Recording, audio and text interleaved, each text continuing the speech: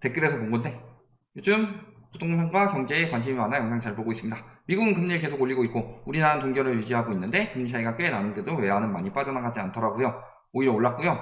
올해 초에는 부동산 시장이 심각했는데 요즘 또 보면 조금씩 올리려고 하고 있고 가격도 안 떨어지고, 그러니까 지금 여러가지 상황에 대해서 보시는 거예요. 그 다음에 직접 얘기를 해보니 요즘 집주인들은 아쉬울 게 없다라는 전망이더라고요. 일단 전세가 끝나서 어딜 가야 할지 망설이고 있습니다. 말씀처럼 2019년 가격으로, 저희는 2019년 가격 이야기하지 않았습니다. 2019년에도 떨어진다고 이야기를 했어요. 오는 날이 오는 건지, 하늘에서 오랜만에 금리 인하 가능성이 있다는데 집값이 바닥인 건지 답변해 주시면 감사하겠습니다. 자, 굉장히 여러 가지 질문하셨기 때문에 여러 가지에 대해서 답변을 드려야 되겠죠. 자, 미국은 금리를 올리고 있는데 우리나라는 동결을 유지하고 있는데 외환이 많이 빠져나가지 않는다. 이 상황은요, 크게 두 가지로, 첫 번째는 정부에서 외환을 풀어서 환율 억제를 했다. 그 다음에 두 번째로는요, 외국인 자본이 들어왔다. 그래서요, 정부에서 외환을 풀어서 환율이 치면 억제를 합니다. 이 환율이 억제가 되면은 외국인들은 무슨 생각을 하느냐, 저기에다가 주식을 투자를 해요. 근데 환율이 떨어져요. 그러면 내가 주식은 손해를 보더라도 환율 때문에 오히려 이득을 볼 수가 있다. 그렇죠. 예를 들어서 환율이 1,500원에서 1,000원으로 떨어졌다. 그럼 내가 저기 10달러를 넣었어요. 그러면은 15,000원어치가 들어간 거죠. 얘가 12,000원까지 떨어져요. 근데 환율이 1,000원까지 떨어졌다? 이걸 다시 달러로 바꾸면 12달러가 됩니다. 그러니까 주가는 떨어져도 이익을 볼 수 있죠. 그러니까 환율을 정부에서 인위적으로 낮추게 되면은 외국인 자본들이 들어오면서 달러로 유입을 시켜준다. 그래서 지금 채권 달러 시장에 외국인 유입이 어마어마하게 된다. 근데 문제는 지금이 아니다. 이 부분에 대해서 늘 말씀을 드리지만 정부에서 지금 달러가 없기 때문에 외환 보유고는 많은데 가용 외환 보유고에서 달러가 충분하지 않기 때문에 자꾸 달러를 확보하려고 하는 거고, 그것 때문에 국민연금이랑 통화 스와핑하고 일본이랑 달러로 통화 스와핑을 한다. 이거 자체가 국가 자체에서 달러를 너무 많이 풀어서 달러 보유고가 많지 않다는 소리예요. 그런데 이런 상황에서 위기가 터질 때는 어떻게 한다? 외국인들 자본이 어디로 빠진다? 미국으로 빠진다. 이게 아직 안 터져서 그런 거예요. 근데 IMF 때도 그랬고 글로벌 금융위기 때도 그랬고 미국에서 쭉 자금을 빨아가요. 그래서 예를 들어 일본 버블 붕괴 때도 미국에서 자금을 빨아갔고, 그 다음에 IMF 터질 때도 멕시코, 아르헨티나, 동남아, 그 다음에 동아시아까지 와가지고 우리나라에서 IMF 터뜨리고 소련 가가지고 모라토리움 터뜨렸죠. 거기 그쪽에도 소련이었나 러시아였나 거기까지 번진 거예요. 그런 식으로 터뜨렸다. 글로벌 금융위기 때는 어디서 뽑아왔어요? 피그스에서 유럽 자본 쫙 빨아왔죠. 다음엔 어디가 되겠어요? 우리나라는 금리 동결, 환율 괜찮다라고 하면서 동결하는 이유는요, 가계부채 위험이 너무 크기 때문인데, 예전에 유럽에서 그 짓 했다가 미국한테 자금 빨리고 유로존 재정위기가 왔었죠.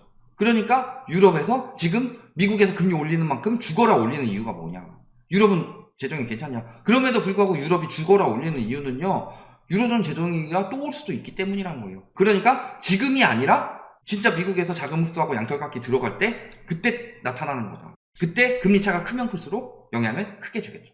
그러니까, 그리고 사실 지금 1,300원대 환율은요, 굉장히 위험한 환율이에요. 국가 위기가 왔을 때 환율이 막 1,600원, 1,400원 막 높게 튀면 막 2,000원 이렇게까지 튀었다가 떨어지는 게 1,400원, 1,400원대에서 왔다 갔다 할 때가 우리나라 항상 경제 위기였어요. 근데 지금까지 계속 1,300원대가 굉장히 길게 가고 있죠. 이게 이제는 상수인 것처럼 이야기를 하는데 이거는 항상 경제 위기 때 있던 일이에요. 보통 한 1,200원대가 보통이죠. 그 다음에 두 번째, 올해 초 부동산 시장이 심각했었는데 조금씩 올리려고 하고 있고 가격도 안 떨어지고 했을 때, 자, 집주인들이 아쉬울 게 없다는 이유는요, 실제 그런 심리를 가진 집주인들이 많습니다. 그 이유는 무엇 때문이다? 집값이 오르는 분위기를 형성했으니까. 그래서 우리 아까 봤던 기사들도 생각해보면요, 2022년 4월, 5월까지만 하더라도 무슨 이야기를 했다? 8월에 전세 대란이 난다. 집주인들은 아쉬울 게 없다. 그 말 믿고서 집주인들이 버티다가 8월에 역전세 대란이 났죠. 그러니까 집주인들은 아쉬울 게 없다, 이런 마음을 언론이나 전문가들이, 부추기는 사람들이 막 심어주잖아요. 유튜버 전문가 이런 인간들이 막 부추기고 심어주면은 그런 마음이 생깁니다. 그래서 라이트하우스 같은 폭락론자 보지 마라. 왜? 우리가 하는 이야기들 위험에 대해서 대비를 해가지고 양쪽을 다 생각하라는 이야기인데, 그런 이야기를 들으면은 혹하는데 본인은 설득시킬 자신이 없거든. 그래서 똑같은 이야기를 하더라도 뭐라 그래요? 상승론자들 채널 가면 폭락론자 채널보다 망했어요 이딴 이야기 하는데, 우리는 무슨 이야기예요? 거기도 보고 여기도 봐라. 심지어는 거기서 무슨 이야기 하는 거 궁금한 거 있으면 들고 와라, 우리가 Q&A로 받아줄게. 이게 자신감이고 이게 지식이에요. 그 분위기를 형성을 하고 있는데, 결국에는 분위기를 만든다고 해서 분위기가 형성이 된다고 해서 집값이 계속 올라갈 것이냐, 상승장으로 바로 바뀌느냐, 그렇게 될 수는 없어요. 결국에 집값은 소득을 따라갈 수밖에 없다.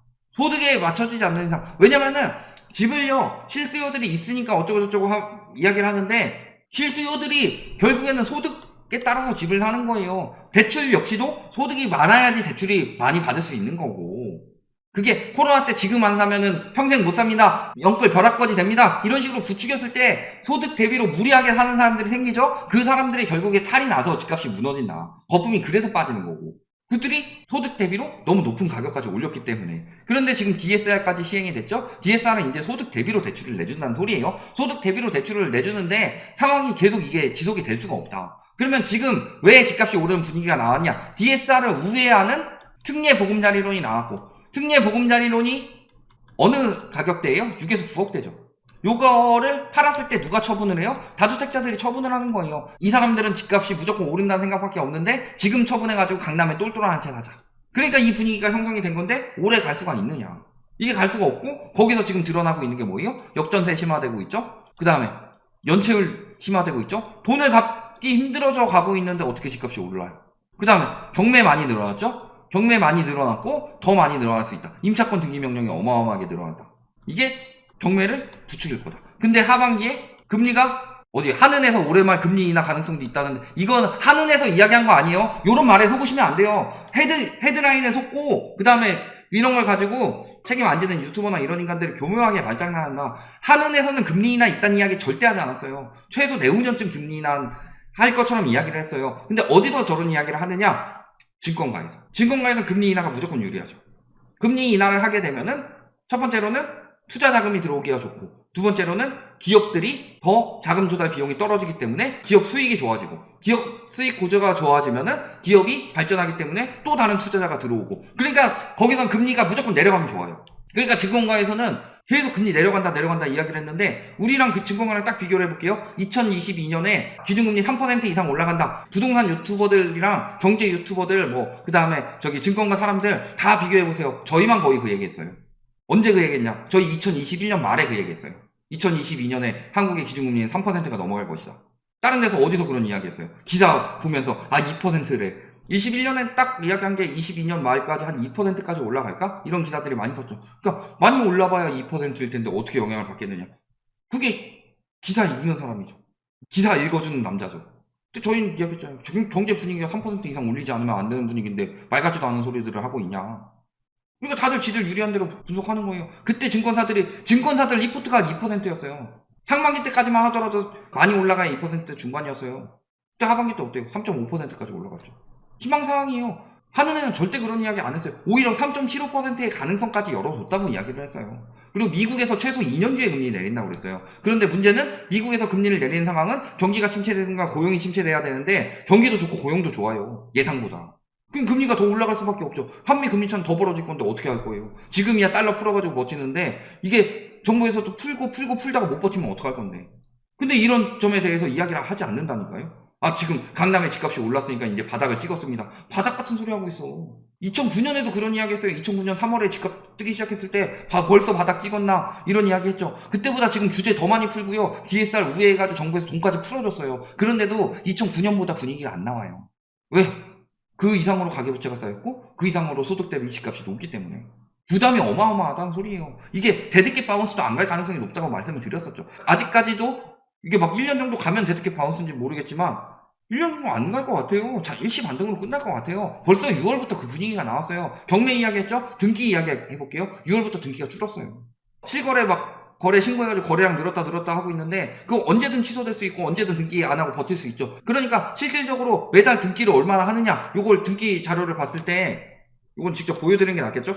대한민국 법원 등기 광장입니다. 여기서 데이터 시각화 들어가셔서 매매에 의한 소유권 이전 등기 신청 현황 봤을 때 6월에 줄었어요. 특히 전국 말고 서울로 가볼까요? 확 줄었어요. 확 줄었죠? 줄은 게 보이죠? 그 다음에 서울 중에서도 서초 더 많이 줄어든 게 보이죠? 강남만 조금 늘었네. 이게 현실이에요. 서초 다음에 이제 강남으로 퍼뜨리는 거지. 서초도 확 줄었고. 그냥 이런 분위기를 봤을 때 그냥 실거래가가 올라간다 외에 전망상으로 분석을 했을 때 올라갈 만한 요소가 없다. 거래량도 아직도 반토막 수준이고 이게 살아났다 하고 있는데요. 평년 거래량 여태까지 국토부에서 거래량 집계하기 시작한 이후로 서울의 평년 거래량은 6,000건 정도 됩니다. 지금 3,000건대 나오고 있죠. 3분의 2, 절반에서 3분의 2 수준이에요. 이게 살아난 부동산 시장이에요. 돈 풀어가지고 유동성을 어마어마하게 퍼부어 주니까 몇 개 신고가 나오고 그걸 가지고 거래량이 적으니까 그 신고가들이 도드라져 보이는 거지. 금리 인하 가능성 말도 안 되는 소리고. 그러니까 집값이 바닥일 수가 없다. 결국에는 PIR이 한 10 정도 나와야 돼요. 10 정도. 근데 국민은행에서 가서 보면 PIR이 10.3입니다. 그런데 이게 2022년 11월에 6년 가까이 깎아먹으면서 10.3을 만든 거죠. 5.9년인가 깎아먹었는데 그러면 지금 그 전에 또 한 1년 정도 깎아먹은 거 있고 그거 다 더해보면은 지금 PIR은 한 17 정도가 된다. 그러면 앞으로 한 40% 이상은 더 까야 된다는 소리예요. 서울 기준으로. 근데 무슨 바닥 같은 소리를 하고 있어요. 바닥이 아니죠. 이거는 바닥도 여러 바닥이 있습니다. 자, 정상적인 집값. 내가 땅을 밟으려면 1층으로 내려가야 돼요. 근데 내가 63빌딩에 올라와 있다가 63빌딩만큼 탁 튀었다가 더 높은 건물이 있겠지만 기억이 안 납니다. 롯데 시그니처 뭐 그런데 갔다가 내가 한 60층 바닥 좀 밟았어요. 60층도 바닥은 있죠. 60층 바닥을 밟았어요. 난 이제 바닥이니까 당당하게 걷기 하다가 뚝 떨어져 뒤지죠. 지금 주거용 부동산 사면은 주거 사다리 타고 올라가다 죽어 이런 이야기를 왜 하느냐. 60층 바닥에서 1층인 것처럼 밖으로 나가봐라. 문 열고 1층으로 떨어지면 죽지. 그러니까 바닥일 수가 없는 거다. 결국에는 저 1층의 기준은 소득 대비 집값이에요. 저희는 단 한 번도 장기적 우상향을 부정한 적이 없습니다.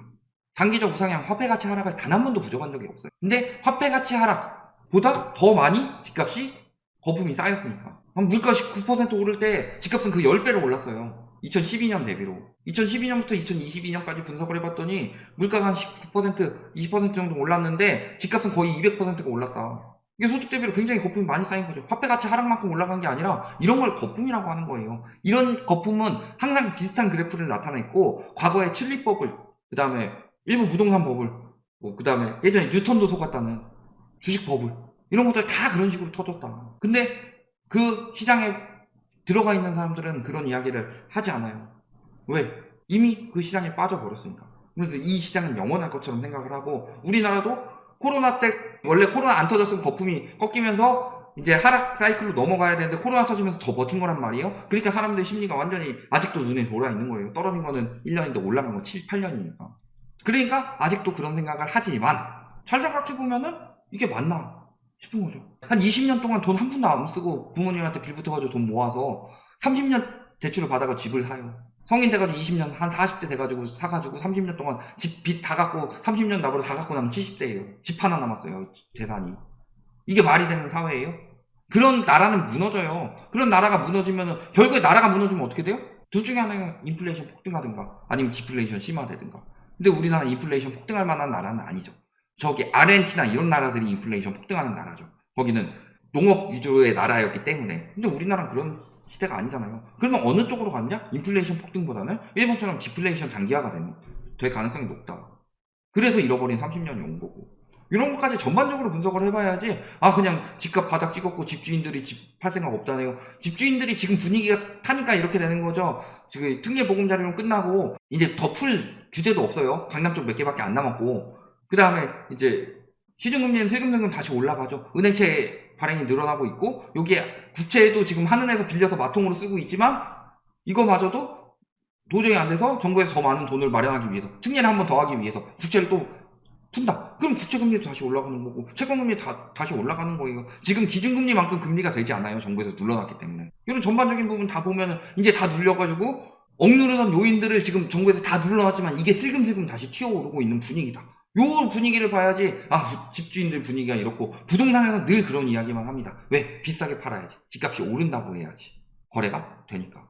이런 부분까지 전반적으로 생각을 해보세요. 여기에 대해서 누가 반박 의견 있으면 또 갖고 와서 또 질문으로 달아주세요. 말도 안 되는 소리 하면은 또 까드릴 테니까. 여기까지 말씀드리겠습니다.